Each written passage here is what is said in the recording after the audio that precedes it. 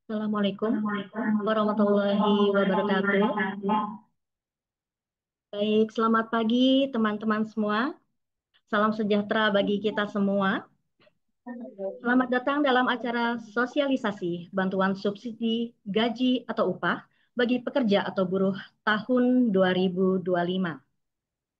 Burung camar terbang ke hulu, hinggap sebentar di batang kayu. Mari kita ucapkan bismillah dahulu sebelum masuk ke sosialisasi BSU. Teman-teman mediator HI yang kami banggakan, bantuan subsidi gaji atau upah atau yang biasa kita kenal BSU merupakan salah satu program pemerintah yang diberikan kepada pekerja atau buruh dalam rangka untuk menjaga daya beli pekerja di tengah ketidakpastian ekonomi yang tengah terjadi. Seperti yang kita ketahui bersama, bahwa program BSU pertama kali diberikan pada tahun 2020 sebagai bentuk stimulus untuk menjaga pertumbuhan ekonomi dan peningkatan daya beli di masa pandemi COVID-19.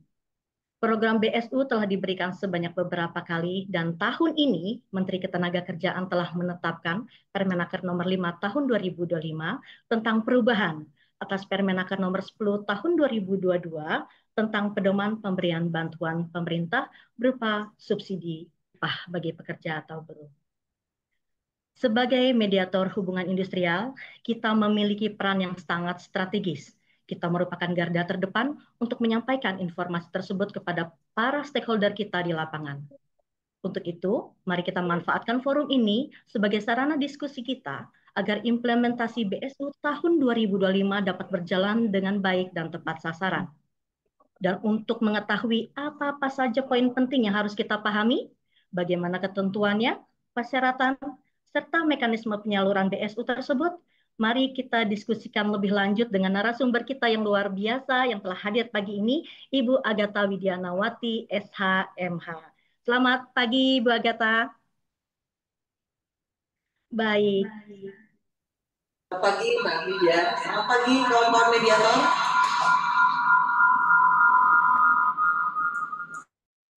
Baik, teman-teman semua, ya Ibu Agatha pagi ini akan bersamai kita untuk memberikan pencerahan bagi kita semua agar seluruh mediator bisa memiliki persepsi yang sama dalam mendistribusikan informasi terkait BSU tersebut. Baik, dengan tidak berlama-lama lagi, marilah kita simak dengan seksama seluruh pemaparan yang akan disampaikan oleh Ibu Agatha. Kami persilakan kepada Ibu Agatha. Terima kasih, Mbak Frida. Oke, suara saya terdengar jelas ya, Bapak Ibu? Ya. Jelas, Bu. Jelas. Baik, seperti yang tadi disampaikan oleh Mbak Frida, jadi di sini kawan-kawan mediator kami undang untuk mengikuti sosialisasi untuk rencana pemberian bantuan subsidi gaji upah bagi pekerja buruh tahun 2025. Pertama-tama saya mengucapkan selamat datang. Assalamualaikum warahmatullahi wabarakatuh. Salam sejahtera untuk kita semua. Semoga Warahmatullahi wabarakatuh. yang saya banggakan, yang saya hormati semuanya bisa mengikuti sosialisasi ini. Kita nggak akan lama-lama ya. Kita nggak akan lama-lama, tapi ini menjadi penting untuk bisa diikuti oleh kawan-kawan karena kawan-kawan ini kan yang langsung berhadapan dengan stakeholder kita, teman-teman pekerja maupun juga dengan pengusaha. Walaupun di sini bantuannya adalah bantuan untuk bantuan subsidi gaji upah ini untuk pekerja buruh, tetapi tetap saja di situ ada keterkaitan dengan teman-teman pengusaha. Jadi artinya kawan-kawan mediator sekalian paling tidak mengetahui bagaimana proses penyaluran dari bantuan subsidi gaji upah bagi pekerja buruh ini.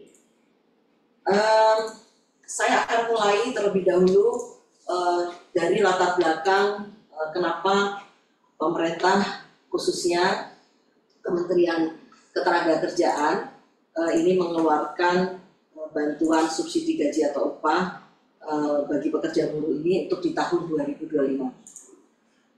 Mungkin bisa kelihatan ya untuk slide-nya ya, kawan-kawan. Ya, baik. Jadi seperti yang tadi kami sampaikan di depan, bahwa sosialisasi ini pertama kali khusus disebarluaskan ini untuk kawan-kawan mediator. Sebagaimana tadi sudah kami sampaikan bahwa kawan-kawan ini yang langsung berhubungan dengan stakeholder kita, baik pekerja buruh maupun juga dengan pengusaha.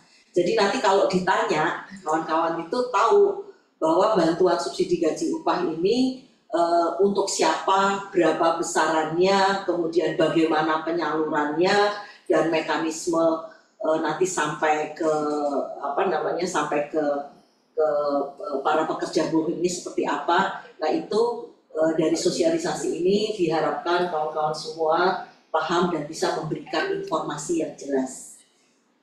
Yang pertama tentunya kami bisa menginformasikan terlebih dahulu bahwa ini diawali dari kebijakan stimulus ekonomi pemerintah di triwulan kedua tahun 2025, yang mana ini dicanangkan oleh Bapak Presiden yang beberapa waktu lalu, kemudian juga sudah disampaikan oleh Bapak Menteri Koordinator Bidang Perekonomian bahwa ada beberapa paket atau paket kebijakan yang disampaikan atau diberikan kepada masyarakat.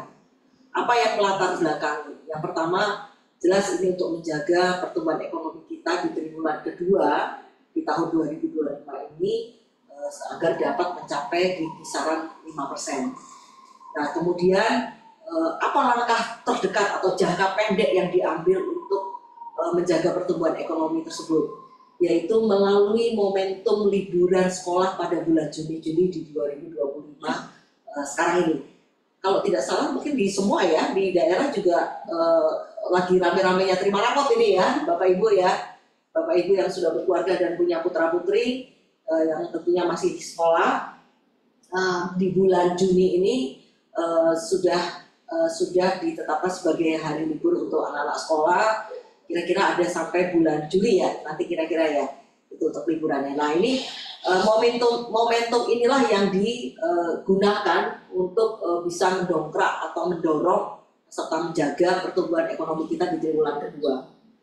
Nah kemudian yang kedua ini menjadi penting juga, yaitu dengan mengambil momentum tersebut maka diharapkan kita bisa menjaga daya beli masyarakat kita di tengah-tengah kondisi ekonomi yang masih juga tidak menentu ya, sebagaimana kita ketahui bahwa banyak informasi atau kondisi yang betul-betul fakta atau nyata itu banyak PHK di mana-mana ya. Jadi bagaimana pemerintah mengambil langkah-langkah jangka pendek untuk bisa kembali lagi tadi menjaga daya beli masyarakat dan sekaligus untuk meningkatkan konsumsi domestik.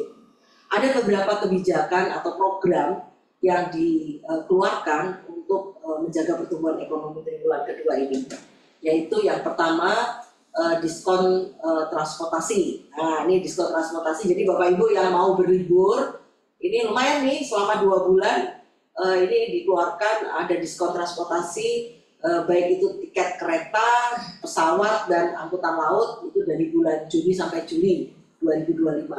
Nah, pengampunya untuk program ini yaitu dari Kementerian Perhubungan, Kementerian Keuangan, dan Kementerian BUMN. Kemudian yang kedua, itu ada program diskon tarif tol. Nah, ini selama 2 bulan, itu bulan Juni sampai dengan Juli 2025. Hanya saja ini tarif tol tidak semua tol ya, ada beberapa jalur yang diberikan diskon. Nah ini menjadi pengampunya dari Kementerian PU dan Kementerian Perhubungan.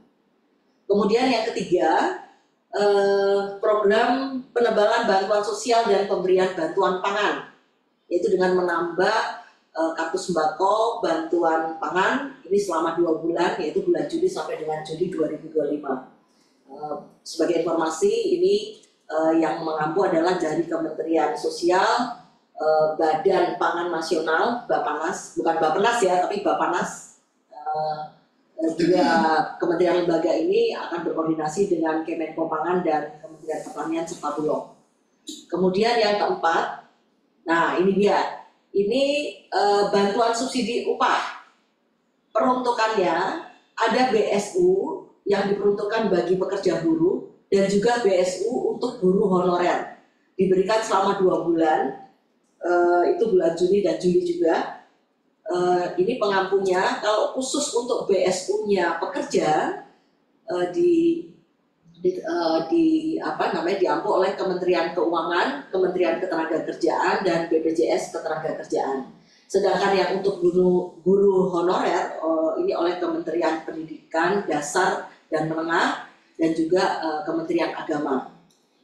Berikutnya, ya ini ada juga program perpanjangan diskon iuran jaminan kecelakaan kerja. Ini khusus untuk sektor padat karya. Ini selama 6 bulan. Dari bulan Agustus 2025 sampai dengan Januari 2026. Pengampunya adalah Kementerian Ketenagakerjaan dan BPJS Ketenagakerjaan. Kawan-kawan mediator, untuk yang nomor 5 ini sekarang masih berproses untuk regulasinya. Jadi kalau kemarin ya, sudah ada diskon iuran jaminan kecelakaan kerja untuk sektor padat karya, maka ini dilanjutkan untuk 6 bulan ke depan. Sebelumnya itu 6 bulan juga ya, akan berakhir di bulan Juli. Nah ini akan dilanjutkan di bulan Agustus sampai dengan Januari. Kita sekarang fokus ke yang keempat. Nah, pada pagi hari ini kami ingin memberikan sosialisasi pengetahuan bagi kawan-kawan mediator handal terkait dengan bantuan subsidi gaji upah bagi pekerja buruh untuk tahun 2020. Itu salah tuh, harusnya 2025 ya, bukan 2005 ya, 2025 typo itu. Ya, tahun 2025. Dasar hukum dari bantuan subsidi ini, ya, yang pertama yaitu Peraturan Menteri Ketenagakerjaan Nomor 5 Tahun 2025. Ya, ada aja masih berbeda. Oke, Permenaker Nomor 5 Tahun 2025. Permenaker ini merupakan perubahan dari Permenaker sebelumnya, yaitu Permenaker Nomor 10 Tahun 2022. Permenaker ini, yang Permenaker 5 ini merupakan perubahan, jadi perubahan sebagian ya. Nanti kawan-kawan mediator bisa mempelajari yang tidak semuanya dirubah pasal-pasal di Permenaker 10 2022. Hanya beberapa pasal saja yang dirubah oleh Permenaker 5 tahun 2025 ini. Ini merupakan pedoman untuk pemberian bantuan subsidi gaji upah bagi pekerja buruh. Jadi dasarnya ini yang pertama. Kemudian yang kedua juga ada Juknis yang dikeluarkan oleh Dirjen Pembinaan Hubungan Industrial dan Jaminan Sosial Tenaga Kerja. Jadi dua dasar hukum inilah yang digunakan karena keputusan Dirjen ini merupakan amanat dari Permenaker 5. Jadi lebih lanjut dari pedoman itu dituangkan lebih detailnya itu di Kepdirjen PHI dan Jamsos. Nah, siapa saja kementerian lembaga yang terkait, mulai dari persiapan, kemudian nanti pelaksanaannya, sampai dengan evaluasi, bahkan sampai dengan pengawasan pemeriksaan, ini melibatkan beberapa kementerian dan lembaga. Jadi tidak, yang bekerja ini tidak hanya Kementerian Ketenagakerjaan dan BPJS Ketenagakerjaan saja, tetapi ada beberapa kementerian lembaga yang lain. Nah, sebagai informasi untuk Kementerian Ketenagakerjaan, unit-unit yang terkait dengan bantuan subsidi gaji upah ini dari Direktorat Jenderal PHI dan Jamsos, kemudian dari Badan Perencanaan dan Pengembangan Ketenagakerjaan Barenbang, kemudian juga ada dari Setjen. Nah ini Setjen ini yang mulai dari perencanaan anggarannya sampai keuangannya, bahkan sampai pembuatan regulasinya, itu semuanya terlibat. Nah, kemudian yang berikutnya itu juga dari Ijen, nanti dari Ijen ini tentunya dalam rangka menjalankan fungsi-fungsi pengawasan. Yang kedua, ada keterlibatan juga dalam persiapan dan pelaksanaan ya, ini dari Kementerian Keuangan. Kemudian yang berikutnya nanti ada bank penyalur dan juga pos penyalur. Nah, kalau banknya ini Bank Himbara, itu bank-bank pemerintah, tapi khusus. Tidak semua bank pemerintah ya yang ditunjuk untuk penyaluran bantuan subsidi ini. Nanti akan saya jelaskan lebih lanjut. kemudian juga ada di luar bank pemerintah juga ada bank BSI, dan tadi pos penyalurnya itu adalah PT Pos Indonesia. Nah, selain itu dalam rangka persiapan dan nanti juga pada waktu pengawasan dan pemeriksaan ya, itu kami juga melibatkan atau di sini terlibat lembaga dari BPKP, kemudian tentunya dari BPK, kita juga diawasi nih oleh BPK dalam pelaksanaan ini, dan yang juga tidak kalah pentingnya nih dari Kemenko bidang perekonomian, dari Kemensetnek, dan juga Kementerian Hukum. Ini semuanya juga terlibat dalam rencana penyaluran atau pemberian bantuan subsidi gaji upah bagi pekerja buruh. Kemudian berikutnya, siapa pemberi? Ya, siapa pemberi BSU ini? Jadi penyaluran untuk bantuan subsidi gaji upah atau pemberi BSU ini adalah Kementerian Ketenagakerjaan.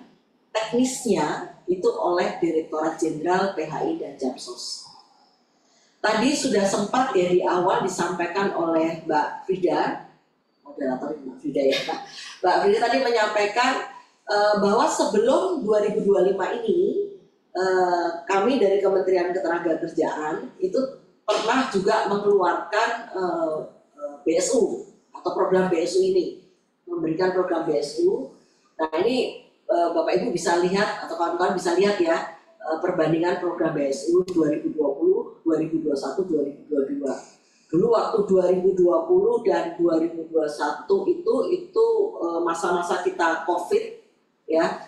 Kemudian 2022 juga kondisi pada waktu itu kita selesai COVID, kita masih ditempa dengan kondisi ekonomi yang tidak tentu, yang tidak menentu, sehingga ada program pemerintah terkait BSU ini yang kemudian harus dikeluarkan untuk membantu tadi mendongkrak atau menjaga daya beli masyarakat. Nah, kira-kira ini bisa dilihat ya. Kalau dulu 2020 ya lumayan nih waktu COVID ya. Itu dikeluarkan sampai berapa itu 2,4 ya, total itu 2,4 juta. Kemudian di BSU 2021 itu 1 juta, kemudian di BSU 2022 itu dikeluarkan 1,2, dan sekarang nanti Bapak Ibu dan kawan-kawan juga akan bisa lihat bahwa ini juga akan sama di 2022 dikeluarkannya 1,2. Nah, untuk batasan gaji upahnya juga ini berbeda-beda, kecuali yang di 2021-2022 ya, dia sama tuh, batasnya adalah paling banyak itu 3,5 juta gaji upahnya pekerja itu, atau sebesar upah minimum. Upah minimum itu ya upah minimum kabupaten kota dan upah minimum provinsi. Kalau kabupaten kotanya itu dia tidak punya UMK, tidak ditetapkan UMK, maka dia menggunakan UMP. Kemudian yang berikutnya juga wilayah, dari wilayah mulai ini ada berbeda sedikit itu di tahun 2021. Pada waktu itu kita masih menggunakan wilayahnya itu dengan pemberlakuan, kalau ingat dulu PPKM ya, ada pembatasan wilayah untuk pemberian BSU ini. Kemudian untuk sektornya juga sama, di 2021 aja yang berbeda itu hanya sektor-sektor khusus, tapi di 2020 dan 2022 itu semua sektor, pekerja-pekerja di semua sektor itu kita berikan BSU. Nah, untuk prioritas khusus untuk yang di 2021 ada prioritas itu diberikan, BSU itu diberikan bagi pekerja yang waktu itu mereka ini belum menerima program kartu prakerja, terus keluarga harapan, sama ada bantuan Presiden produktif usaha mikro. Nah ini sama dengan di BSU 2022. Cara penyalurannya ada sedikit perbedaan di bagian di BSU 2022, di mana di situ melibatkan bank swasta ya. Kalau yang Himbara kan tetap tuh dari awal juga sudah menggunakan bank Himbara. Kemudian ada tambahan di sini penyaluran, ada BSI tapi khusus untuk wilayah Aceh, dan ada menggunakan juga PT Pos Indonesia. Untuk mekanismenya terakhir di tahun 2022 itu hanya menggunakan rekening yang ada saja, artinya rekening yang sudah dimiliki oleh kawan-kawan pekerja buruh. Ini berbeda yang dengan 2021. Waktu di 2021 itu selain mereka yang sudah punya rekening, ada juga yang tidak punya rekening di bank-bank yang tadi sudah kami sebutkan. Nah, itu mereka dibukakan rekening secara kolektif. Nah, tapi kemudian ini berubah ya, di tahun 2022 hanya menggunakan rekening yang mereka sudah ada, rekening yang sudah ada aja. Kemudian untuk penerimanya waktu di tahun 2020 dan 2021 itu untuk semua pekerja buruh itu diberikan tanpa kecuali. Nah, mulai tahun 2022 itu ada pengecualian.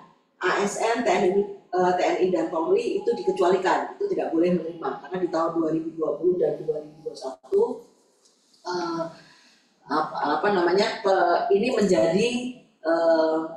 menjadi concern dari BPK terkait dengan ada beberapa penerima BSU itu yang berasal dari kita ya, dari ASN yang juga ikut menerima.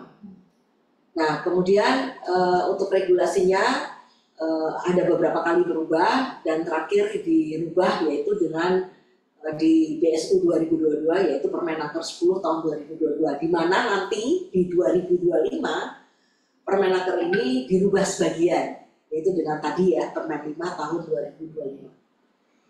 Nah, ini kita lihat sekarang apa persyaratan penerima BSU 2025. Pertama adalah warga negara Indonesia yang tentunya memiliki bukti NIK, nomor induk kependudukan. Jadi nanti basisnya yang dilihat itu dari NIK-nya. Kemudian persyaratan yang kedua ini yang bersangkutan si pekerja buruh ini adalah peserta aktif program Jamsosnaker, Jaminan Sosial Ketenagakerjaan BPJS Ketenagakerjaan sampai dengan April 2025.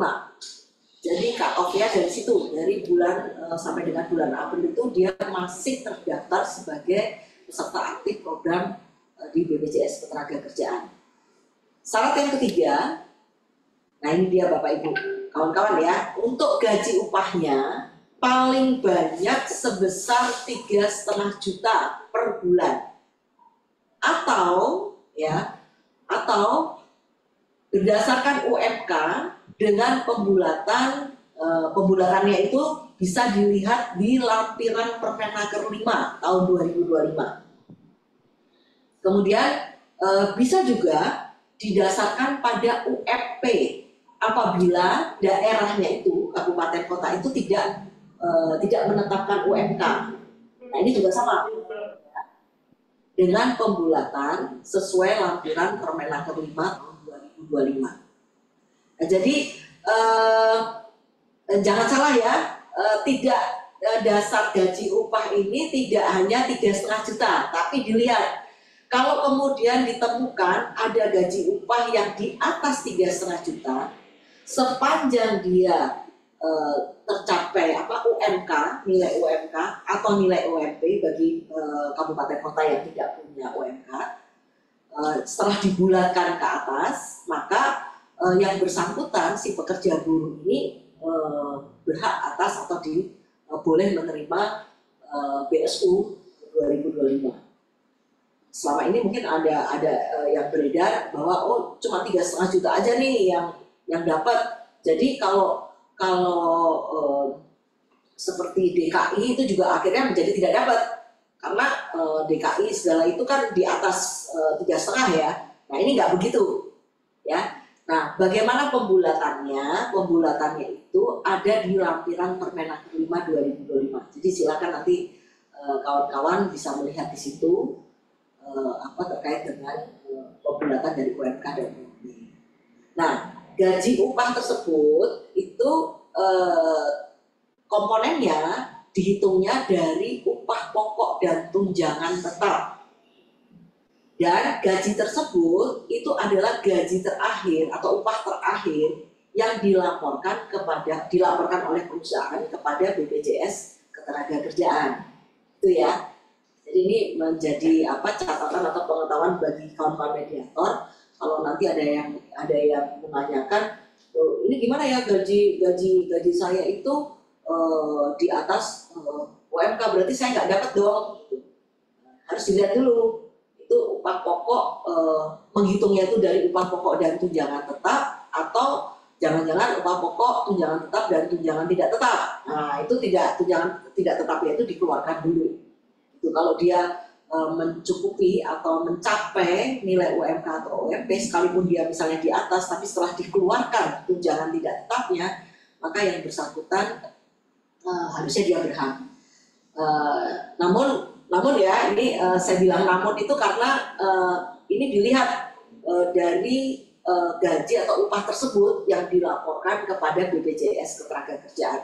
Kenapa ini menjadi penting, kawan-kawan mediator? Jadi data nanti kita akan lihat ya di alur penyaluran dari BSU ini, data yang digunakan itu asal muasalnya itu dipakai dari datanya yang ada di BPJS Ketenagakerjaan. Jadi nanti tentunya ada konsekuensi bagi perusahaan yang dia tidak melaporkan gaji atau upah pekerja buruhnya secara benar ya. Itu nanti ada konsekuensinya, nanti saya jelaskan. Kemudian persyaratan yang keempat, ya ini sama dengan di tahun 2022 ya tadi ya. Jadi dikecualikan bagi ASN. ASN itu ya termasuk PNS dan P3K, itu dikecualikan. Kemudian prajurit TNI dan anggota Polri. Syarat yang kelima, yang berikutnya, BSU ini diprioritaskan bagi pekerja yang tidak sedang menerima program Keluarga Harapan. Tidak sedang menerima program Keluarga Harapan ini, ketentuannya adalah pada tahun anggaran berjalan sebelum BSU ini disalurkan. Jadi artinya ya yang sebelumnya yang bersangkutan itu tidak menerima, ya berarti dia berhak juga untuk mendapatkan BSU ini. Tapi kalau yang bersangkutan sudah menerima program atau PKH ini, maka tentunya dia tidak berhak menerima BSU 2025. Berikutnya, nah ini dia, besarannya berapa? Ini besarannya sama dengan yang kemarin ya, 2022 ya. Untuk tahun 2025, besaran BSU ini sama. Jadi kalau ditanya kawan-kawan mediator, per bulannya itu penerima BSU, calon penerima BSU ini akan menerima 300.000 per bulan. Tapi karena ini untuk 2 bulan, maka dibayarkan sekaligus. Jadi nanti sekaligus menerima 600.000, itu sebenarnya untuk 2 bulan.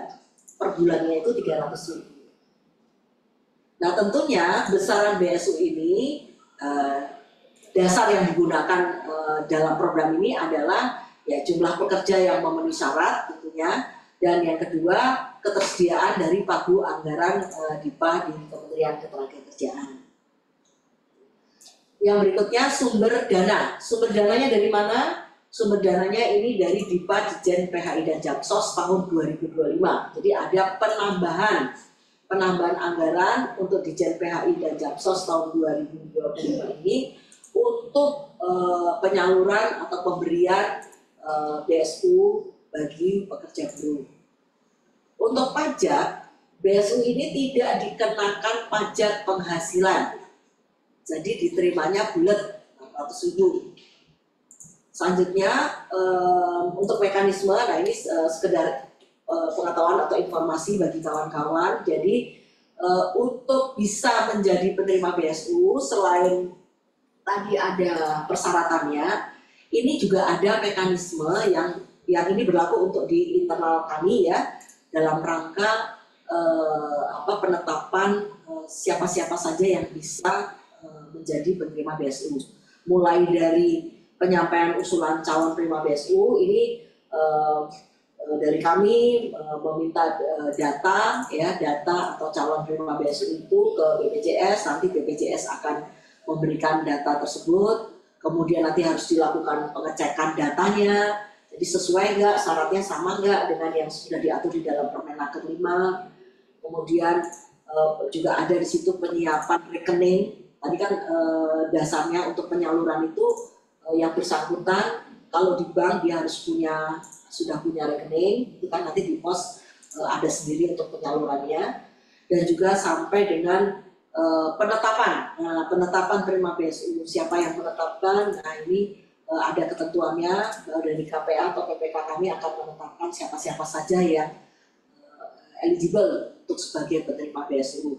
Dan bahkan dalam mekanisme penetapan penerima BSU ini, kalau misalnya ada data dari calon penerima BSU yang tidak lengkap, itu dikembalikan dikembalikan, kemudian dilakukan pengecekan kembali sampai dia datanya lengkap. Itu baru kemudian disalurkan kepada yang bersangkutan. Nah, untuk penyaluran BSU tadi sudah sempat saya singgung, ini ada bank penyalur dan juga pos penyalur. Mekanisme penyaluran BSU oleh bank penyalur itu melalui mekanisme pemindahbukuan dana atau transfer dari bank penyalur ke rekening penerima BSU. Kemudian kalau melalui pos penyalur, ini tentunya dari PT Pos itu diantar atau bisa diambil ke kantor pos terdekat. Jadi begitu sudah ditetapkan penerima BSU-nya siapa, kemudian bank atau pos penyalur ini melakukan penyaluran. Cuma mekanismenya beda ya. Kalau lewat bank itu melalui pemindahbukuan dan atau transfer, tapi kalau dari PT Pos ini bisa diantar langsung atau diambil diambil ke kantor pos terdekat. Nanti kita akan lihat pada alur penyaluran BSU. Nah, siapa bank atau pos penyalur itu? Tadi saya sampaikan di awal ada Bank Himbara. Bank Himbara itu ada BNI, BRI, BTN, dan Bank Mandiri. Itu Bank Himbara. Kemudian selain Bank Himbara, itu juga ada Bank BSI, Bank Syariah Indonesia. Ya. Kemudian yang berikutnya, kalau posnya kita hanya menggunakan PT Pos Indonesia. Ya, berikutnya mari kita lihat. Ya, ini penyaluran BSI 2025. Ini kecil-kecil banget ya, mudah-mudahan kawan-kawan kelihatan ya di layar masing-masing. Jadi diawali dari Kementerian Ketenagakerjaan. Karena tadi kan saya sampaikan pemberi BSU ini dari Kementerian Ketenagakerjaan. Kenapa? Dananya karena ada di situ. Gitu ya.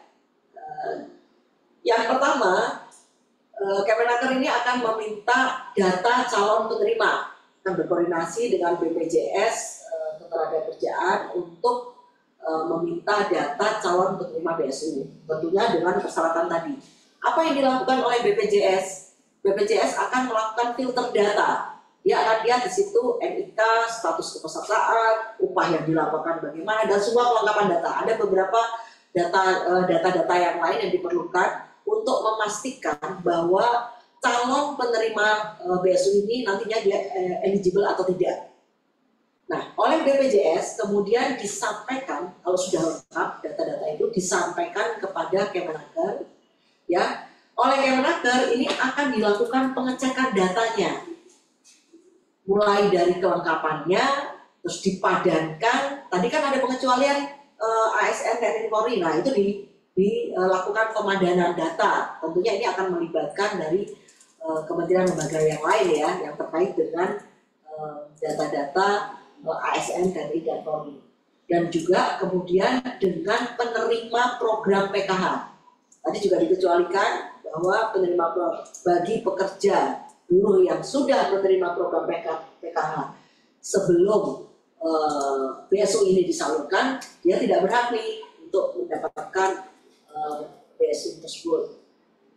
Nah, dari Kemenaker kemudian dana itu ditransfer, kalau sudah lengkap, sudah oke semua datanya, dana tersebut ditransfer ke bank penyalur atau pos penyalur, ya, ditransfer ke sana.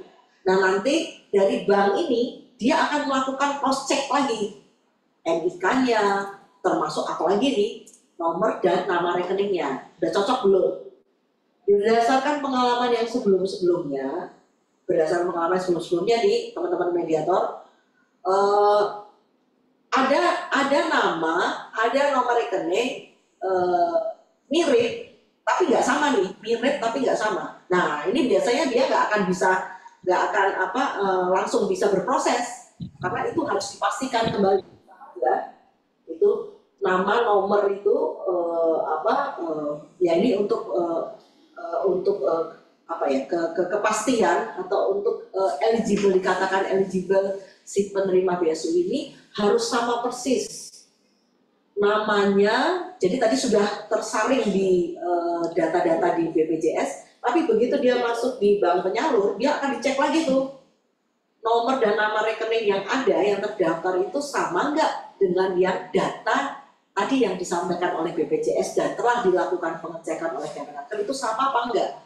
Kalau nggak sama ya dia kalau nggak sama akan dikembalikan. Tadi kan ada ya di proses data ya, di proses data itu kan ada, mungkin bisa jadi ada beberapa data yang akan dikembalikan untuk disesuaikan. Nah, nanti penyesuaian itu akan dilakukan oleh BPJS dengan mengklarifikasi kepada pekerja yang bersangkutan. Kenapa namanya beda, yang benar yang mana? Itu akan diklarifikasi oleh BPJS Ketenagakerjaan. Setelah dari bank penyalur, maka dana BSU itu akan disalurkan ke masing-masing ke pekerja sebagai penerima BSU. Jadi kira-kira begini ya gambarannya untuk alur penyaluran BSU di tahun 2025. Yang berikutnya, nah ini dia, ini tadi sempat saya sampaikan di awal ya. Bagaimana nih kalau perusahaan atau pemberi kerja ini dia nggak memberikan data yang sebenarnya, gaji atau upahnya itu nggak benar nih. Bisa jadi di kemudian hari diketahui bahwa ini nggak benar. Kita ketahui bahwa di dalam regulasi jaminan sosial ketenagakerjaan atau sistem jaminan sosial nasional di SJSN berikut dengan peraturan pelaksanaannya ya, di situ ada ketentuan bahwa pengusaha atau pemberi kerja itu wajib hukumnya untuk memberikan data yang benar kepada BPJS Ketenagakerjaan. Kalau itu tidak diberikan data yang benar, maka itu ada sanksinya. Nah ini kawan-kawan nanti bisa lihat di peraturan pelaksanaan dari masing-masing program bila data itu tidak disampaikan dengan benar. Bahkan di Undang-Undang 24 tahun 2011 tentang BPJS itu juga sudah diatur tuh kalau pengusaha atau pemberi kerja tidak memberikan data pekerjanya sebagai peserta itu dengan tidak benar. Jadi sekali lagi kawan-kawan, ini sanksi yang di luar dari BSU ya, di luar dari BSU. Kemudian yang kedua, bagaimana kalau ada penerima BSU yang kemudian dia itu lolos karena ribuan, kan ini nanti akan ada bukan ribuan aja, ini jutaan ini yang akan menerima program ini. Sekitar 17 juta kalau saya tidak salah ya, sekitar 17 juta akan menerima BSU ini. Nah ini dari sekian banyak bisa saja terjadi si penerima BSU ini ternyata dia itu sebenarnya nggak memenuhi kriteria, dia tidak memenuhi kriteria dan persyaratan yang tadi sudah saya uraikan di depan, gitu. Tapi dia terima, gitu ya, dia menerima. Nah bagaimana kalau kondisinya seperti ini? Maka si penerima BSU ini wajib untuk mengembalikan dana BSU tersebut ke rekening kas negara. Nah, ini kan sebenarnya sebenarnya gampang ya, tapi karena mungkin informasi atau pengetahuan dari masyarakat, terutama teman-teman pekerja yang menerima BSU ini itu tidak cukup atau tidak lengkap informasi yang didapatkan, maka tugasnya pengusaha atau pemberi kerja untuk membantu penerima BSU itu mengembalikan dana BSU tersebut. Nah, untuk pengembalian dana tersebut itu dapat didasarkan perintah langsung dari PPK. Karena PPK-nya tadi yang dia bertanggung jawab untuk melakukan penyaluran ya, maka ketika itu diketahui, oh ini harusnya nggak eligible nih, tapi terlanjur ada sudah disalurkan. Kesalahan itu bisa saja terjadi karena ini kita belajar dari pengalaman yang sebelumnya, maka mekanisme untuk pengembalian itu sudah diatur seperti yang tadi saya jelaskan. Nah, selain dari perintah langsung dari PPK, pengembalian dana BSU itu juga bisa didasarkan atas rekomendasi hasil audit dari pengawasan fungsional Itjen di Kemenaker ataupun dari BPKP, dan juga bisa atau dapat didasarkan pada rekomendasi hasil audit pemeriksaan eksternal oleh BPK. Itu ya, moga-moga dari sekian jutaan data itu kecil ya, semakin hari kami melakukan atau menyelenggarakan penyaluran BSU ini dengan sedemikian rupa kita belajar dari kekurangan-kekurangan di tahun-tahun sebelumnya. Harapannya di tahun ini kecil kesalahan-kesalahan itu terkait dengan penyaluran ini dapat terjadi. Jadi nanti ini bisa juga disampaikan kawan-kawan mediator jika ada yang bertanya.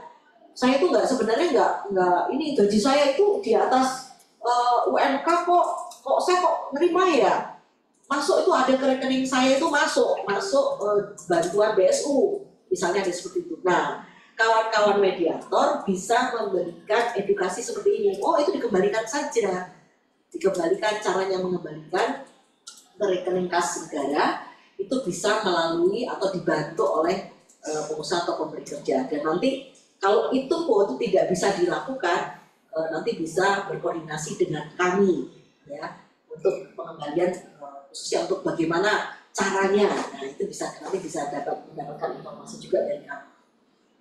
Ya, terakhir, nah ini dia, ini layanan informasi dan pengaduan nanti bisa di sini ya, kawan-kawan mediator bisa disampaikan, bisa melalui call center atau melalui website yang sudah siap untuk menampung atau memberikan layanan informasi ataupun pengaduan terkait BSU. Baik, saya rasa cukup untuk sosialisasi atau pemberitahuan kepada kawan-kawan mediator, karena nanti kawan-kawan mediator inilah yang akan menjadi penghubung kami di pusat untuk memberikan informasi yang sejelas-jelasnya kepada masyarakat, terutama kepada pekerja buruh atau serikat pekerja serikat buruh maupun pengusaha yang bertanya tentang program BSU itu. Mungkin nanti bisa ada 1-2 pertanyaan dari kawan-kawan, kita buka ya kalau ada yang kurang jelas. Dan untuk paparan ini kawan-kawan boleh nanti mendapatkan sebagai pegangan ya. Dan selebihnya nanti untuk detailnya kawan-kawan bisa membaca di Permenaker 5 tahun 2025, khususnya untuk melihat lampiran tadi pembulatan dari UMP dan UMK. Demikian, terima kasih. Assalamualaikum warahmatullahi wabarakatuh. Saya kembalikan ke Mbak Frida. Baik, terima kasih Bu Direktur atas pencerahannya. Ternyata memang masih ada informasi juga yang belum lengkap kami dapatkan ya Bu. Ternyata program-programnya itu banyak ya Bu untuk bantuan ini. Selain daripada BS untuk pekerja, ternyata ada juga untuk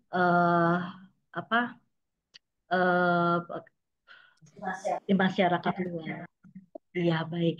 Dan tadi telah disampaikan untuk dasar-dasar hukumnya, persyaratannya, bahkan sanksi. Nah, itu yang poin-poin penting yang tadi disampaikan oleh Ibu Direktur. Nah, kepada teman-teman yang masih belum jelas dan ingin menanyakan hal lebih rinci lagi atau mau didiskusikan dengan Ibu Direktur, kami persilahkan untuk raise hand untuk menanyakan apabila di sini ada Bapak Abizar dari Brebes, ada Bapak Andri. Baik, kita mulai ya Bu ya. Untuk Bapak Abizar, mohon dibantu Mas Depri. Bapak Abizar dari Banggai ya, Kabupaten Banggai. Kami persilahkan Pak Abizar. Dari Brebes, Bu. Mohon izin, Bu. Oh, Brebes. Oh iya. Monggo. Monggo Pak Ya, Abizar Assalamualaikum dari Brebes warahmatullahi ya. wabarakatuh. Oh iya, Waalaikumsalam warahmatullahi wabarakatuh. Ya, sebelumnya terima kasih Bu Frida dan juga Bu Direktur atas paparan yang telah disampaikan, sehingga ini menjadi pencerahan tersendiri bagi kami, teman-teman mediator. Mungkin langsung saja ke pertanyaan ya Bu. Pertanyaannya terkait dengan eh, penerima BSU Bu. Kalau melihat di Permenaker nomor 5 tahun 2025, di pasal 3 ayat 2 ya, itu kan di poin B bahwa peserta aktif program BPJS Ketenagakerjaan sampai dengan bulan April. Nah, manakala yang bersangkutan di bulan Mei itu sudah statusnya berubah menjadi P3K, apakah masih bisa diajukan untuk penerima BSU? Seperti itu, Bu. Kemudian yang kedua, mungkin terkait dengan BSU di tahun 2021 ya. Ini kemarin memang informasi dari Brebes itu memang ada beberapa nama ASN yang terindikasi mendapatkan eh, BSU di tahun 2021. Nah, ini eh, mungkin kasusnya beberapa kasus itu terjadi di masa-masa transisi seperti ini, Bu. Jadi pada saat informasi BSU ini muncul, yang bersangkutan masih di statusnya adalah pekerja non ASN, kemudian masih aktif di BPJS Ketenagakerjaan, kemudian pada bulan pencairan BPJS yang bersangkutan statusnya sudah berubah menjadi eh, CPNS atau P3K. Nah, ini bagaimana menyikapi hal seperti ini? Terima kasih, Bu. Assalamualaikum warahmatullahi wabarakatuh. Waalaikumsalam warahmatullahi wabarakatuh. Baik Pak Abizar, berarti ada pekerja diangkat menjadi P3K ya sebelum sebelum ketentuan BSU, namun saat pencairan apa saat pencairan yang bersangkutan sudah jadi P3K. Baik, selanjutnya kepada Ibu Direktur kami persilakan Ibu. Ya, terima kasih Mas Abisar. Sehat ya untuk semua mediator di Brebes. Alhamdulillah sehat, Bu. Dal. Mantap. Ya, Dal. Ya, Mas, terima kasih nih pertanyaannya bagus nih. Saya ulang ya dari pertanyaannya. Bulan April dia masih non PNS atau dia belum diangkat jadi P3K, gitu ya. Dan dia aktif tuh sebagai peserta BPJS. Kemudian di bulan Mei dan sekarang udah Juni nih ya. Ini P3K. Penyaluran BSU direncanakan atau diperkirakan itu seperti yang sesuai dengan yang di awal saya sampaikan tadi sekitar bulan Juni. Ya, rencananya begitu. Kita pakai cut off-nya kalau dari sisi pesertaan BPJS memang benar dia di bulan April masih aktif. Tapi begitu penyaluran ya itu kena pasal yang berikutnya bahwa pada saat penyaluran BSU jika yang bersangkutan itu termasuk kategori orang yang dikecualikan dia sebagai P3K itu adalah ASN, maka tentunya di sini dia tidak berhak walaupun dia di April itu dia masih aktif loh ya kan, tapi kan BSU ini disalurkannya ya dalam anggaplah ya bulan ini, nah jadi dia nggak dapet itu. Jadi bisa disalurkan untuk penerima BSU yang lain ya Mas Abisar ya. Ya. Oke, itu ya jawabannya ya. Terima kasih. Terima kasih, Bu Direktur. Baik.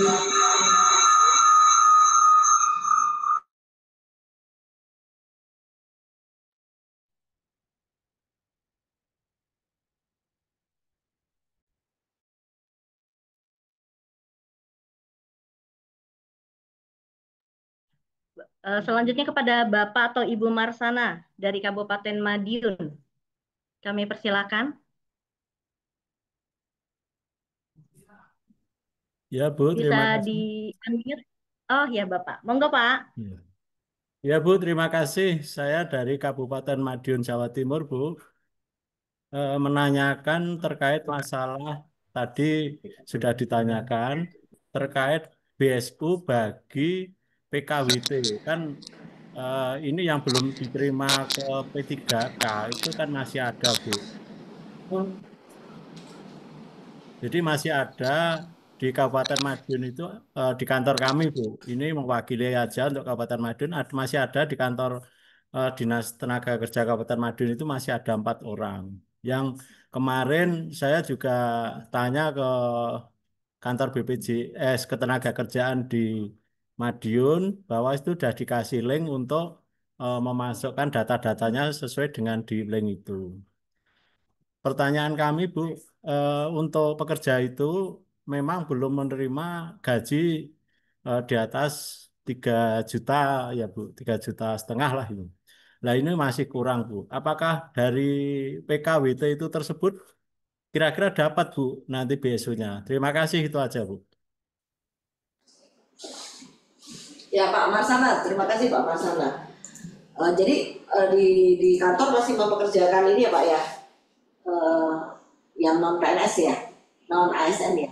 Ya, oke Pak. Iya. Sepanjang yang bersangkutan itu memenuhi syarat, satu, NIK-nya jelas, ya kan? Harusnya dia punya ya, NIK itu kan pasti harusnya.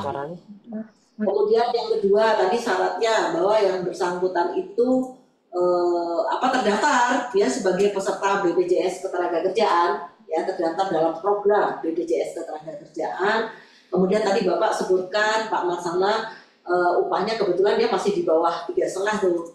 Nah, sepanjang yang bersangkutan itu memenuhi syarat tadi dan tidak termasuk yang dikecualikan, itu harusnya kalau dia terdata di BPJS, maka data itu harusnya masuk untuk ke tempat kami. Itu Pak. Kalau pertanyaan Bapak, dia berhak apa enggak? Ya kalau udah mengikuti syarat-syarat itu harusnya bisa Pak. Gitu. Sudah Bu, dia ikut peserta BPJS Bu, dan itu gini Bu, yang 2 orang itu sudah bisa masuk ke aplikasi itu. Tapi ada teman yang satu itu kok belum bisa masuk ya ke aplikasi itu Bu. Apa mungkin ada permasalahan apa Bu kira-kira Bu? Ya, bisa jadi Pak Marsana, satu dari sisi linknya ya ke internetnya. Kedua, mungkin bisa dibantu Pak. Bisa yang bersangkutan bisa dibantu untuk dikoordinasikan dengan BPJS tempat. Ya. Ya, Oh, itu Bu. biasanya Pak, bisa jadi Pak, bisa jadi itu ini nama, terus dari itu NIK-nya itu ada yang nggak cocok tuh. Oh, NIK-nya ya. Iya bisa Pak, NIK gara-gara NIK satu angka ya Bapak kurang dari 0 harusnya 3 cuma 2 itu disampaikan itu nggak masuk dia. Jadi Gitu. kuncinya ada di NIK itu ya Bu? Bisa jadi ya, saya bilang bisa jadi seperti itu. Makanya lebih baik Pak, saran saya mohon yang bersangkutan bisa dibantu untuk dihubungkan dengan BPJS Ketenagakerjaan setempat yang di Madiun ya Pak ya. Di Madiun Ya, ada BPJS kan Pak? Di Madiun ada ya? ada Bu, ada. Di Madiun ada. Cabang BPJS di Madiun Nanti ada. akan ketahuan masalahnya di mana tuh terkait dengan data. Biasanya masalah data itu Pak. Iya. Itu semua ya. Ya, terima kasih Bu informasinya. Setelah sehat-sehat di Madiun Pak. Ya. Alhamdulillah, amin.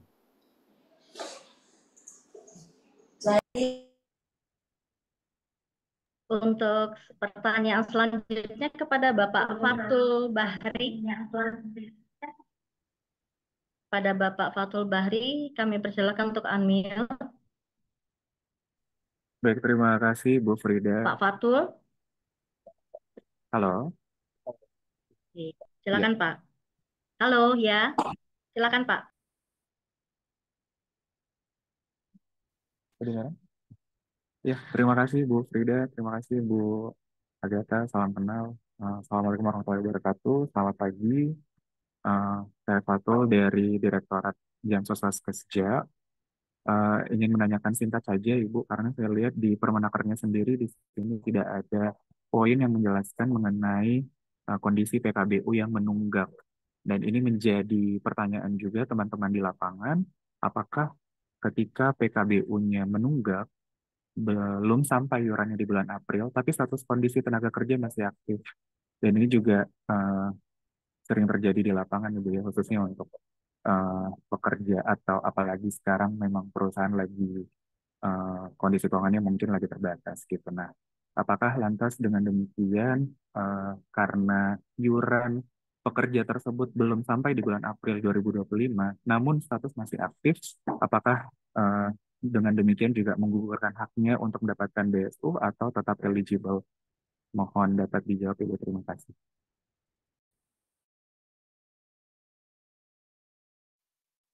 Oh, ini Mas Fatul dari kantor BPJS ya? Dulu Bu, ex karyawan sana. Jadi sering, Ya udah. iya dulu masalah di lapangan tuh suka kayak gitu. Jadi Oh, suka kayak gitu ya. tenaga Oke, kerja, oke. ya Ya, tenaga kerja datang ke kantor karena bagus nih. mengusahakan perusahaan itu Ini menunggak nih pertanyaan kira-kira bagus sudah. nih ya. Ya, Mas Fatul, terima kasih. Ini pertanyaan bagus. Bagaimana kalau menunggak? Jadi gini, kita harus memisahkan antara kewajiban-kewajiban pemberian iuran atau pembayaran iuran ke BPJS dengan pemberian bantuan sosial atau bantuan pemerintah, bantuan pemerintah terkait dengan BSU ini.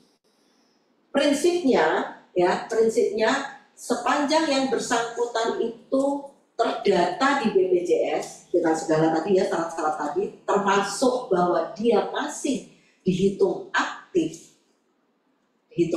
tanpa melihat ada atau tidak ada tunggakan iuran, maka yang bersangkutan itu tetap berhak untuk mendapatkan BSU. Itu prinsipnya itu. Jadi kalau masalah tunggakan itu cerita yang lain. Bahkan gini ya, kalau ini untuk ini juga ya, untuk memperkuat atau menambah pengetahuan kita, ada ketentuan beberapa program BPJS itu yang mana ada keleluasaan untuk pengusaha itu dia apabila terjadi tunggakan yang bersangkutan itu masih di cover manfaatnya oleh BPJS Ketenagakerjaan. Ya, itu ada program. Contoh aja program JKK dan JKN. Itu BPJS sekalipun masih ada tunggakan 1 sampai bahkan 3 bulan ya, itu manfaat tetap dibayarkan. Tetapi itu tidak membebaskan kewajiban atas iurannya. Itu tetap menjadi terhutang dan itu akan ditagihkan terus hutang iuran itu.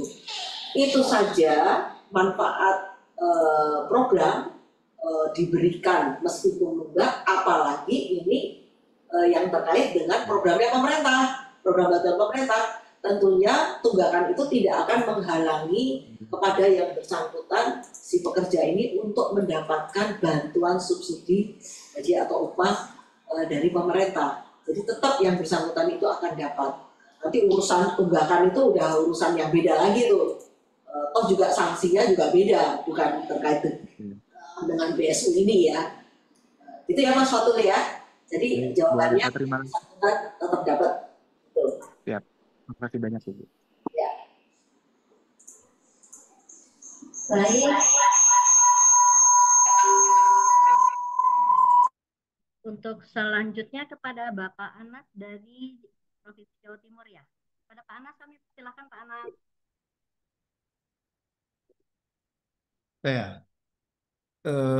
Makasih. Selamat pagi Bu Direktur. Selamat pagi Pak Anas, apa kabar? Alhamdulillah baik Bu. Sehat Bun J? Sehat, harus sehat Pak.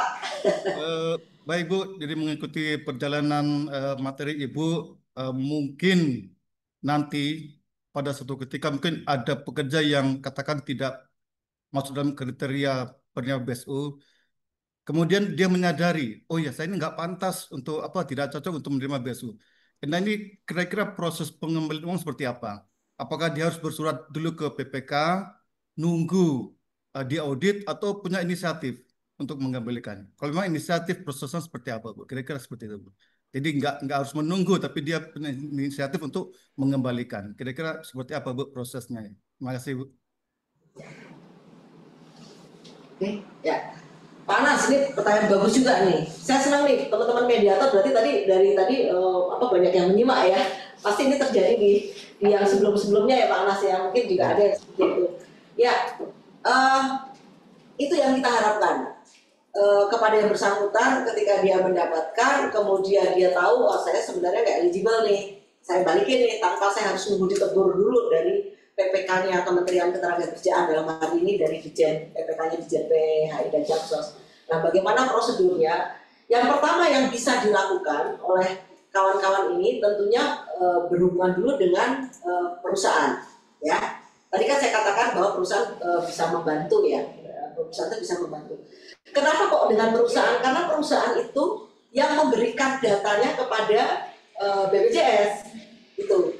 Dan nanti secara berjenjang dari BPJS akan menyampaikan kepada kepada kami, dan khususnya nanti tentunya akan teridentifikasi oleh PPK.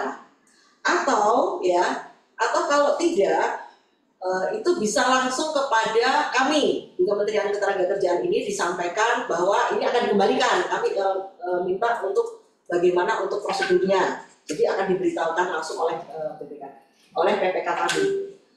Saran saya sebaiknya, karena ini tadi alurnya itu mulai berangkatnya itu dari perusahaan, Pak Anas, ya. Ini kan pekerjaannya perusahaan nih, perusahaan yang melaporkan ke BPJS. Nah, kita kalau mau kembaliin ya balikin lagi, gitu loh. Dibalikin lagi untuk disampaikan kepada perusahaan supaya perusahaan menyampaikan kepada BPJS bisa kepada kita, kepada kami, kepada Kementerian Ketenagakerjaan, dan nanti itu kami akan memberikan arahan yang akan disetorkan ke rekening begini-begini, akan disampaikan nanti oleh PPK. Atau kalau tidak begitu, ya, ini kan karena posisinya kan teman-teman pekerja di seluruh Indonesia kan. Kalau langsung misalnya ke PPK, oke lah, bisa melalui surat misalnya gitu, disampaikan kepada Direktorat Jenderal PHI dan Jamsos misalnya seperti itu nanti akan direspon cepat oleh kami. Dari tim kami itu akan ada yang merespon cepat untuk memberikan edukasi, sebaiknya disampaikan melalui rekening ini, rekeningnya pemerintah nanti, untuk bisa disampaikan ke kas negara. Gitu. Itu ya Pak Anas ya. Siap. Nanti mungkin bisa disampaikan. Senang banget tuh kalau ada yang, bahkan kadang-kadang gini loh, ada yang dia itu sebenarnya masuk gitu, persyaratan tuh masuk, tapi mungkin dia nggak mau terima Pak, bukan karena dia tidak eligible, tapi dia tidak mau terima. Saya nggak mau dapat BSU gitu. Ya, dengan berbagai latar belakang alasan ya. Nah, dia mau kembaliin boleh, bisa saja. Bukan berarti begitu disalurkan yang bersangkutan sudah memenuhi syarat terus harus atau wajib hukum yang terima, enggak. Kalau yang bersangkutan sudah memenuhi syarat tapi dia memang nggak mau, bisa kan? Ada itu Pak. Bisa dikembalikan Bu. Balikin aja gitu ya, nggak apa-apa. Nanti kan bisa disalurkan untuk pekerja yang lain. Ya. Terima kasih Pak Anas. Baik. Halo. Coba. Monggo Pak Acel. Terima kasih. Assalamualaikum warahmatullahi wabarakatuh. Waalaikumsalam Pak Acel. Terima kasih. Selamat pagi Bu Direktur. Izin menyampaikan, barusan saya mendapat curhatan laporan dari pekerja terkait BSU. Tempo hari sudah mendapat surat dari BPJS, kemudian konsultasi dengan kami arahkan. Mereka sudah mengupload nomor rekening sesuai yang dianjurkan, yaitu dengan Bank Himbara. Kemudian mengirim itu, bukti uploadnya itu sudah dikirim ke BPJS setempat juga.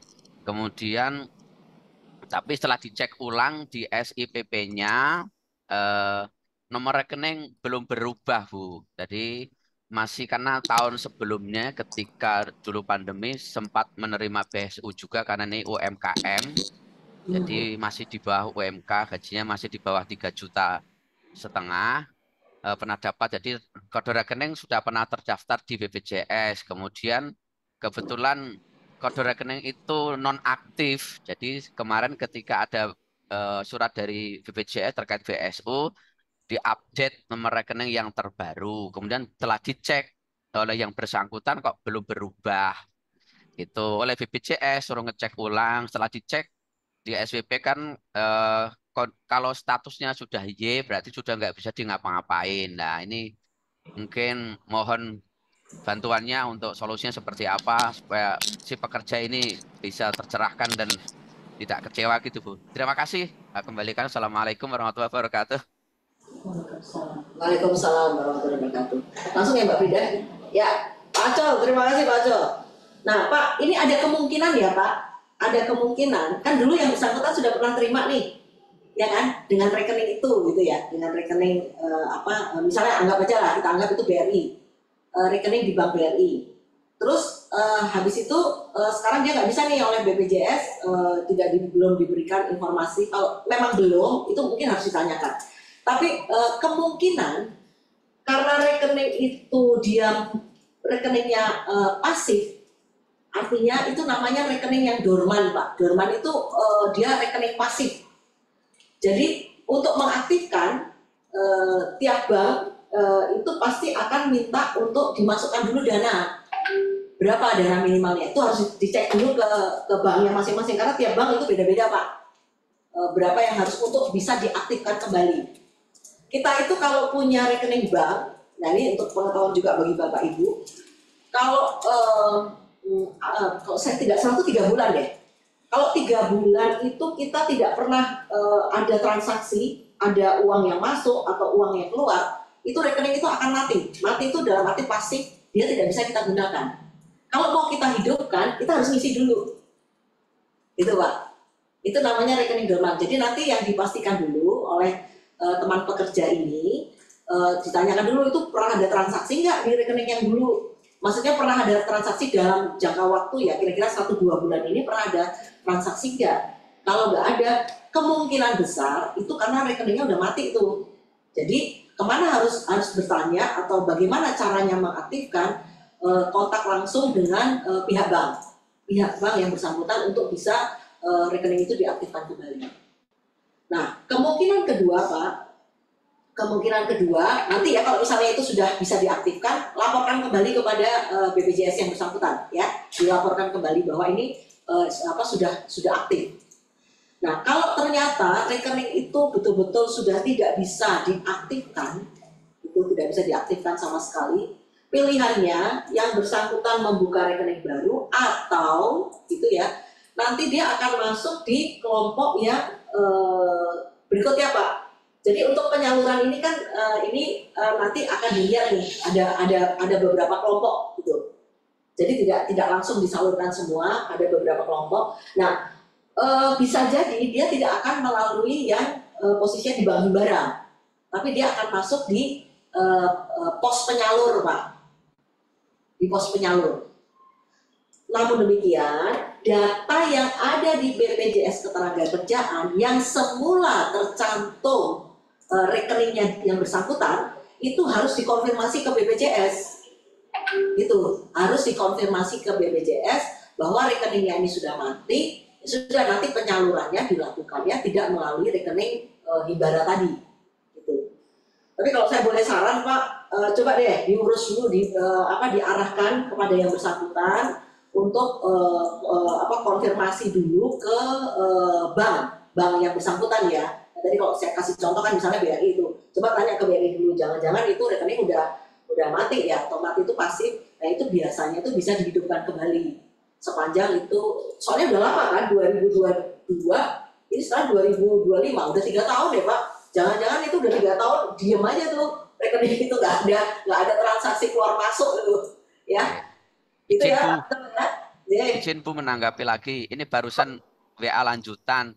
Ternyata rekening itu sama yang bersangkutan yang dipakai BSU sebelumnya itu sekarang sudah di close.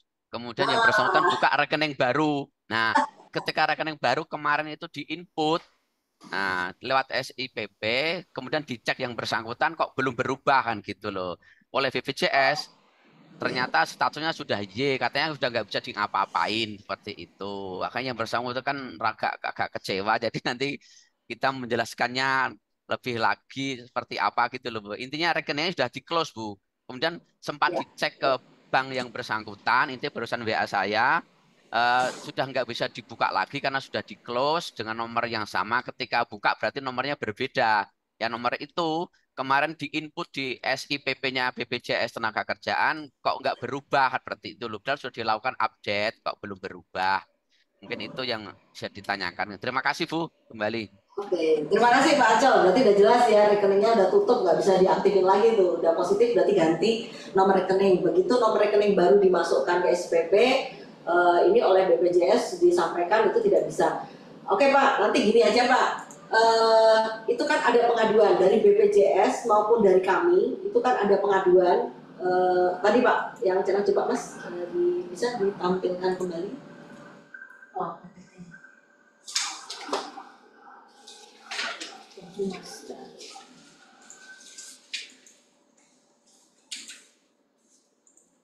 Ya, yang terakhir satu tahun. Ya. Jadi bisa dimasukkan ke sini, ke pengaduan di sini. Ya, di pengaduan ini. Atau Pak, kalau nanti misalnya ya, yang paling cepat sebenarnya, yang paling cepat itu yang bersangkutan agar datang kepada BPJS Ketenagakerjaan. Nah, minta di cabang itu kan berarti di Bapak posisi di mana ini? Di Pak Acol di mana? Blitar, cabang Blitar Bu. Blitar ya. Nanti dari BPJS Ketenagakerjaan agar berkoordinasi dengan BPJS Pusat, ya. Agar berkoordinasi dengan BPJS Pusat. Apa masalahnya kok nggak bisa dimasukkan? Itu kenapa tidak bisa dirubah? Itu Pak. Karena nanti semua itu kami dapatkan datanya itu terkumpul itu dari BPJS Pusat. Itu ya Pak. Ya nanti untuk lebih lanjut kalau sampai misalnya itu tidak bisa, mungkin bisa diadukan juga ke sini Pak. Nanti akan ada respon terkait dengan itu. Tapi kalau saya rasa lebih cepat untuk saat ini karena ini kan belum ada penyaluran sehingga yang bersangkutan bisa langsung ke BPJS BPJS di Blitar, dari Blitar minta untuk berkoordinasi dengan BPJS Pusat supaya bersangkutan masuk. Saya nggak khawatir tuh jangan-jangan ada tidak masuknya itu bukan karena soal rekening tapi soal NIK gitu Pak, soal NIK atau yang mungkin data yang lainnya ada yang tidak memenuhi syarat atau belum ya, bukan tidak tapi belum memenuhi syarat. Mungkin gitu Pak Acol, ya. Siap. Mohon bantu Pak untuk kawan-kawan pekerja yang mengalami masalah kayak gitu ya. Siap Bu, siap Direktur, terima kasih. Saya tindak lanjuti. Terima kasih. Selamat pagi. Pak Acol. Saya rasa masih ada. Oke, 3 ya terakhir nih, 3 terakhir.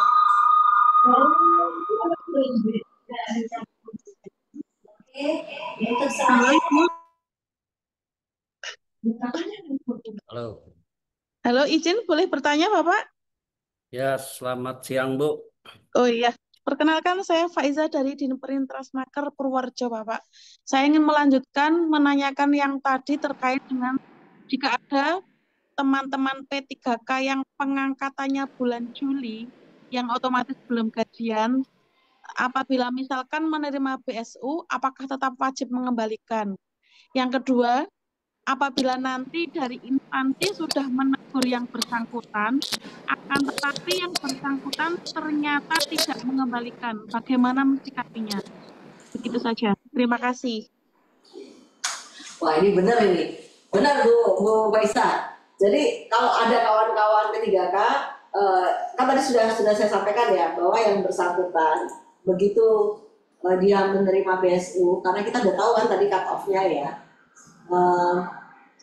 Kewajibannya adalah mengembalikan. Jika tidak, yang bersangkutan yang tidak mengembalikan, nanti kan ada ini Bu, ada datanya yang bersangkutan itu ada di daerah mana, ada di dinas mana misalnya, atau bahkan di kementerian, ada di kementerian mana begitu ya.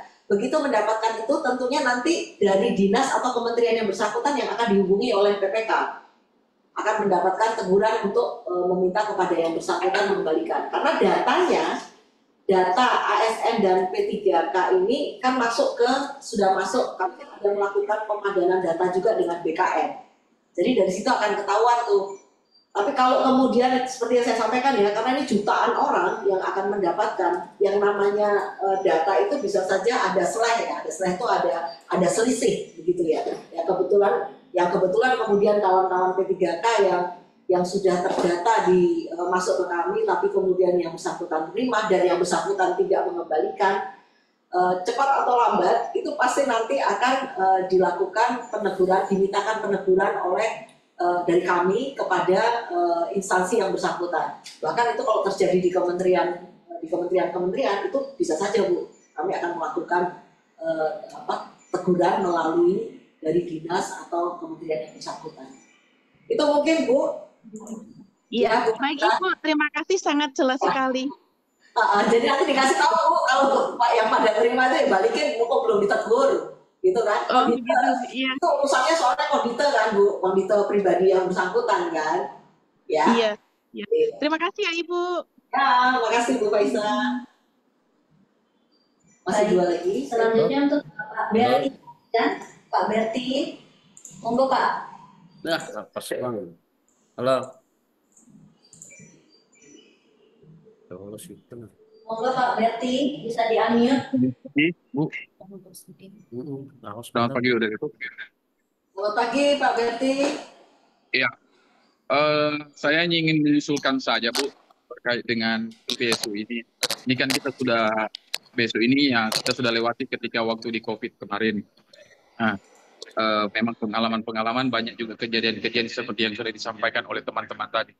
Saya hanya mengusulkan saja supaya mungkin ada dibuat suatu surat buat atau apa supaya lebih BPJS dan Disnaker kabupaten kota lebih kerjasama terkait ini. Sehingga jangan sampai nanti para pekerja ini dibikin semacam bola pingpong gitu. Oh ke Disnaker, sampai di Disnaker ke BPJS.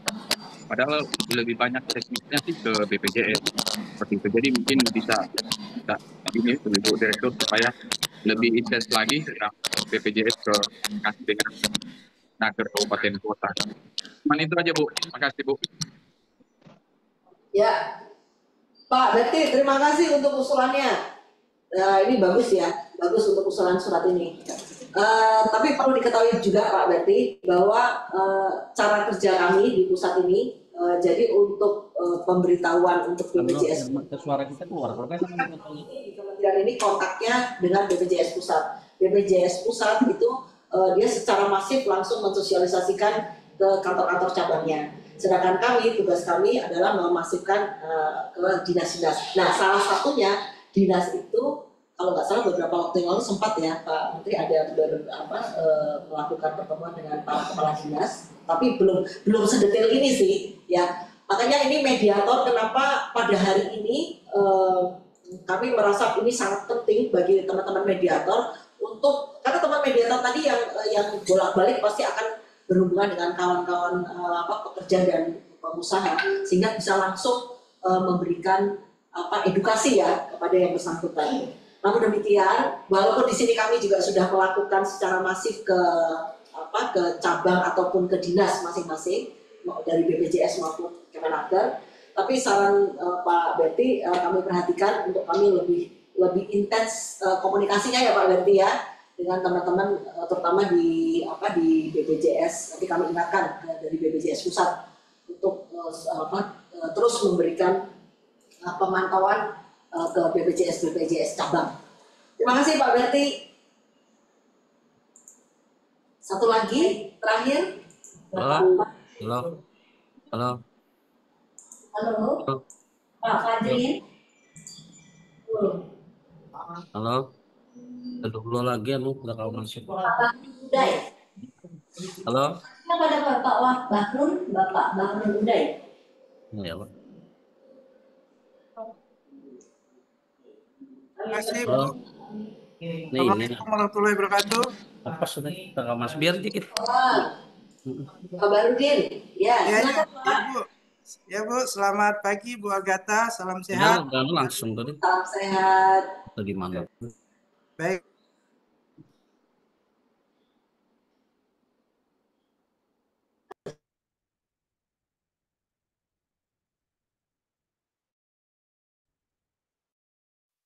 Pak Barudin, kok ngelak ya? Pak Barudin terputus ya? Terputus ini. Ya, Pak Barudin mungkin bisa lewat chat dulu ya, biar kita bisa kasih kesempatan dulu Pak Fajrin nih. Halo. Halo. Ya, Pak, siapa nih? Pak Fajrin. Pak Fajrin yang presenter. Ya. Pak Fajrin. Silakan di-unmute Pak Fajrin.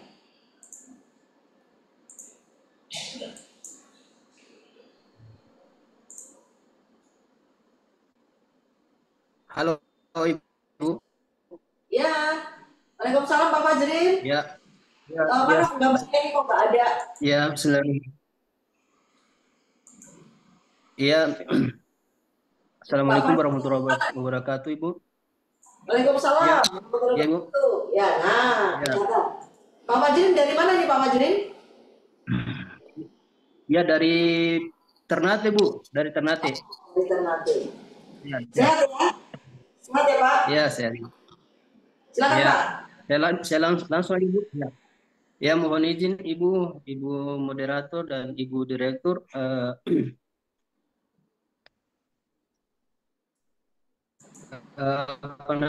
Seperti yang Ibu sampaikan bahwa penerima BSU yang tidak memenuhi kriteria dan persyaratan dan telah menerima dana BSU wajib mengembalikan dana BSU ke rekening khas negara. Yang jadi yang saya mau tanyakan, ada sanksinya nggak Bu kalau bersangkutan tidak mengembalikan dana tersebut? Demikian. Terima kasih Bu. Oke, ya Pak Fajrin, terima kasih Mas. Mas Fajrin dia masih muda. Lihat Mas aja deh, mediator handal. Ya, Mas Fajrin, apakah ada sanksi bila tidak mengembalikan? Ya, yang bersangkutan tidak, anggaplah misalnya tidak sama sekali tidak pernah menerima. Apakah kemudian yang bersangkutan mendapatkan sanksinya? Di dalam Permenaker 5 di situ tidak diatur mengenai sanksi, ya, tidak diatur mengenai sanksi. Tetapi yang tadi saya jelaskan sanksi yang di atas itu, saya jelaskan sanksi itu kalau adalah pemberian datanya yang nggak benar, gitu.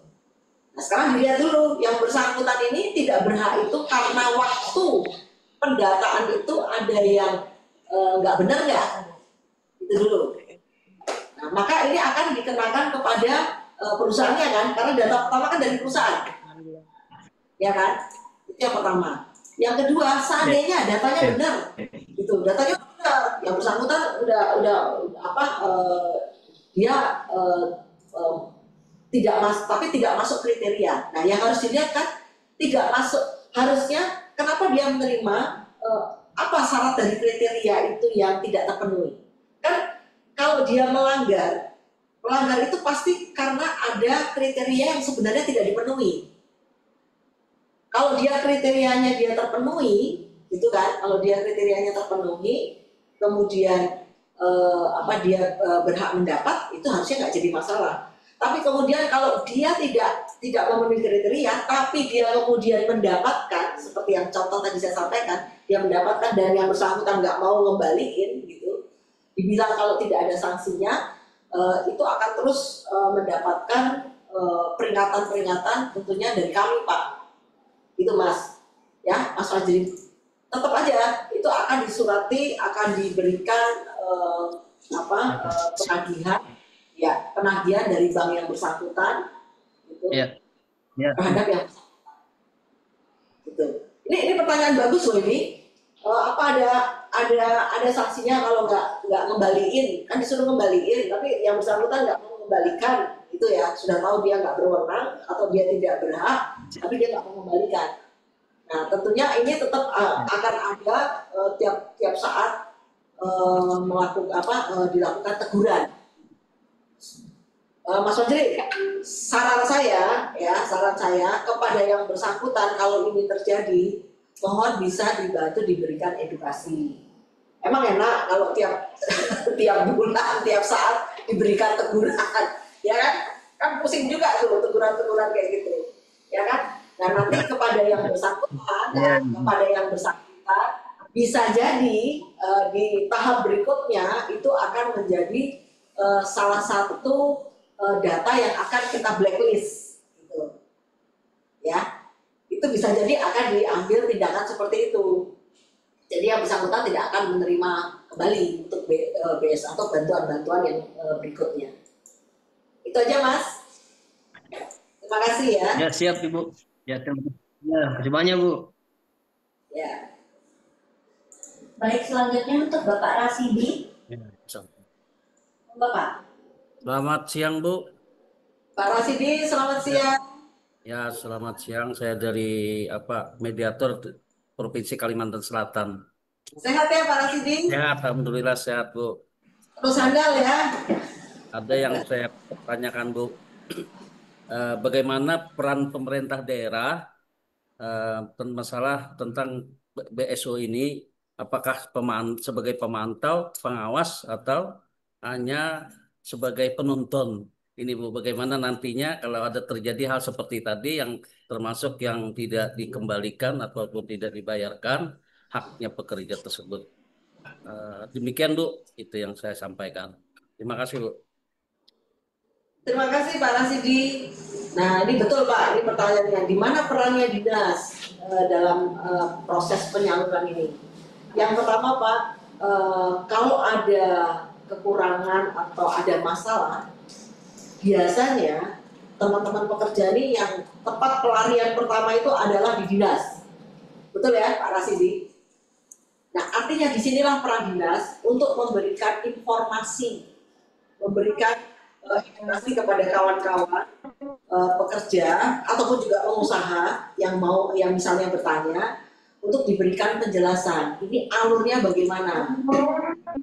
Saya rasa seperti yang saya sampaikan tadi. Jadi Bapak bisa jelaskan kalau ada pengaduan-pengaduan tuh jalannya ke sini loh, melalui misalnya tergantung kasusnya apa dulu nih, masalahnya apa dulu. Itu kalau memang masalahnya seperti yang tadi sudah disampaikan oleh kawan-kawan, itu tentunya macam-macam ya. Ada yang itu bisa disampaikan kepada tadi link pengaduan tadi atau kepada kantor BPJS tempat ya, dengan cara kita memberikan bantuan atau fasilitasi informasinya itu, atau kemudian Bapak bisa mengkoordinasikan dengan kami, nanti kami bantu untuk memberikan jawaban. Itu Pak. Tapi kalau peran yang selebihnya dalam rangka penyaluran, saya rasa untuk penyaluran BSU ini sejak dari awal memang tidak ada spesifik khusus untuk dinas ikut dalam rangkaian atau tahapan penyaluran. Nah, tugasnya dinas dan terutama nih pada hari ini kawan-kawan mediator hubungan industrial itu memberikan informasi, konfirmasi dan membantu ketika orang bertanya memberikan jawaban. Kalau mentok, itu Pak, kalau mentok nggak bisa memberikan jawaban, itu bisa disampaikan, diberikan linknya yang tadi saya sampaikan Pak, ada linknya, diarahkan ke sana. Itu satu. Kedua, bisa diarahkan kalau memang itu bisa dilokalisir permasalahannya, kemungkinan permasalahan itu ada di awal yaitu di BPJS atau cabang di Bapak di Kalsel ya Pak ya? Di mana? Iya, Kalimantan Selatan tuh. Di mana? Kalimantan Selatan, Kalsel.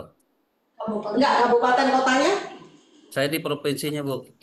Oh di provinsi, oh iya. Berarti bisa di kantor cabangnya BPJS tempat ya, gitu. Kalau masih lama banget nih responnya atau seperti apa, Bapak bisa kontak dengan kami Pak. Ya, kami di sini nanti akan dibantu, ada teman-teman dari ada tim yang akan membantu memberikan jawaban-jawaban dari pertanyaan dari kawan-kawan pekerja buruh ataupun pengusaha yang mengadukan. Mungkin itu Pak Rasidi, jelas ya. Nah, sekali lagi dari sisi mekanisme penyaluran, memang di situ tidak ada peran dinas. Dinas itu melihat, misalnya kemarin itu pernah Pak Rasidi, saya jadi ingat nih, ada kawan dari daerah yang waktu membaca Permen 5 itu melihat gitu, kok daerah saya nggak ada nih, kabupaten saya nggak ada gitu. Ternyata karena kabupatennya tidak menetapkan upah minimum gitu. Karena tidak menetapkan upah minimum, dia nggak lihat di situ bahwa kabupaten kotanya itu nggak ada gitu. Jadi dia menyampaikan nih ada yang kurang nih dari permen ini karena kabupaten kota saya belum masuk nih gitu. Ya belum masuk karena UMK-nya tidak ada, tidak ditetapkan. Sehingga yang digunakan adalah UMP-nya. Dasar yang dipakai itu UMP-nya. Dan itu pun saya garis bawahi ya, UMP dan UMK itu berdasarkan pembulatan ya. Pembulatannya bisa dicek di lampiran permen ini. Itu Pak Rasidi. Makasih Pak. Cukup begitu. Ya, sama-sama Bu. Banyak terima kasih kami dari Kalsel. Apa yang disampaikan cukup jelas Bu. Terima kasih banyak. Pertanyaan terakhir Pak Bahrudin Uday. Untuk yang terakhir ya. Pak Bahrudin Uday. Monggo Pak.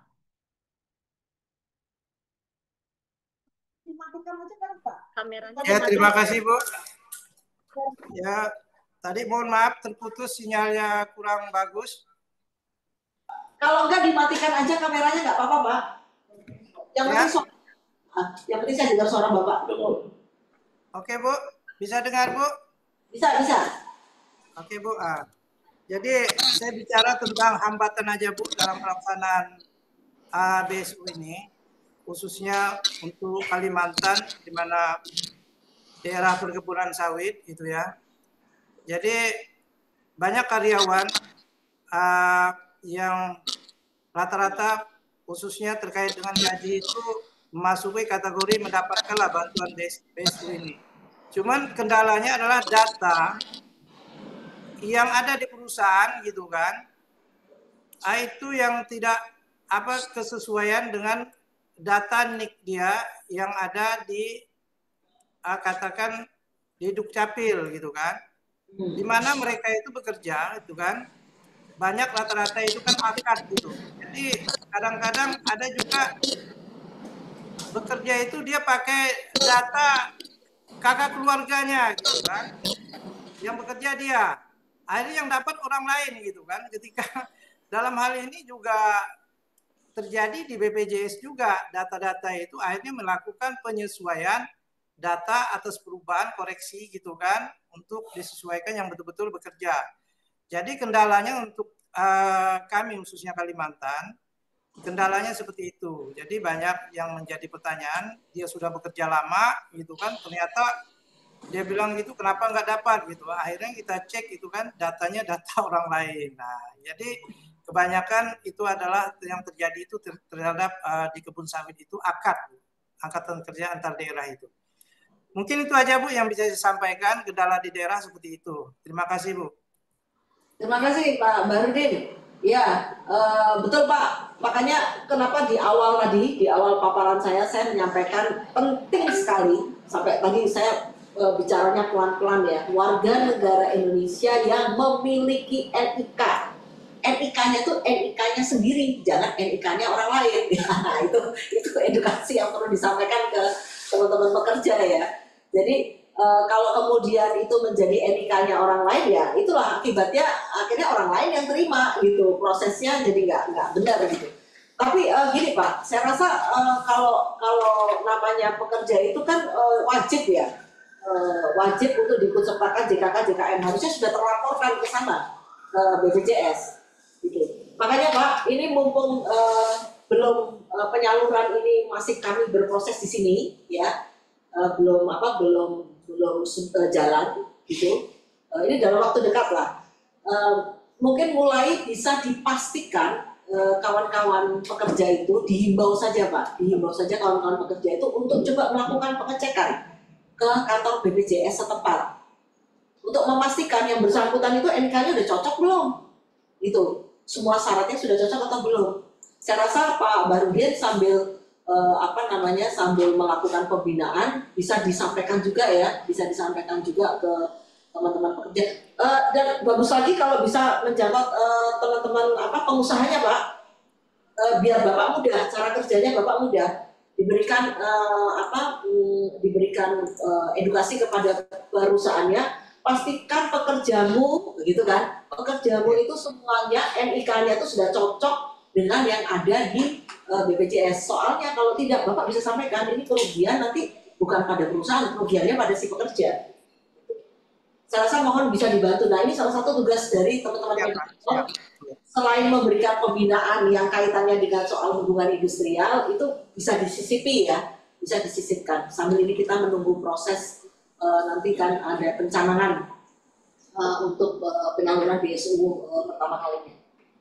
Itu mungkin Pak Barudi, tapi terima kasih untuk informasinya ya Pak. Terima kasih untuk mohon bantuannya di daerah untuk bisa memberikan edukasi, informasi kepada perusahaan dan terutama perusahaan itu, karena perusahaan kan yang melakukan pendaftaran ke BPJS-nya. Ya. Siap. Baik, saya rasa cukup Mbak Frida ya, karena ada agenda yang lain. Kawan-kawan mediator yang handal, terima kasih banyak untuk kebersamaan kita pada pagi hari ini. Terima kasih banyak. Mohon bantuan kawan-kawan, kekompakan kita untuk kita melayani masyarakat, terutama untuk masyarakat yang mereka ini berhak untuk mendapatkan bantuan subsidi gaji atau upah untuk tahun 2025.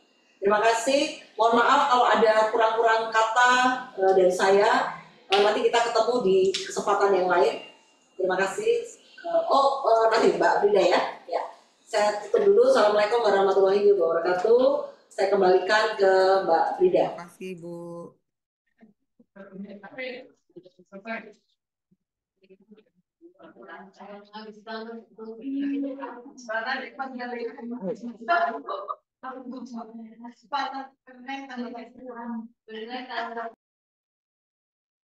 Mbak Frida, suaranya nggak Masih kedengaran Mbak di-mute, Frida. Mbak Frida. Baik, terima kasih. Baik, Alhamdulillah demikian tadi seluruh rangkaian sosialisasi BSU tahun 2025 telah disampaikan oleh Ibu Agatha. Terima kasih pada Ibu Agatha. Sebelum kita menutup acara ini, mohon izin untuk dokumentasi Bapak dan Ibu. Untuk kameranya yang off, kami mohon untuk di-on-kan. Kita berfoto bersama dulu. Baik. Oke, saya hitung ya. 1, 2, 3. Baik, sebentar ini karena banyak ya. Sebentar. Oke, 1, 2, 3.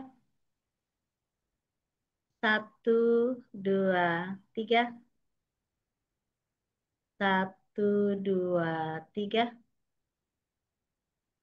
Dan terakhir 1, 2, 3.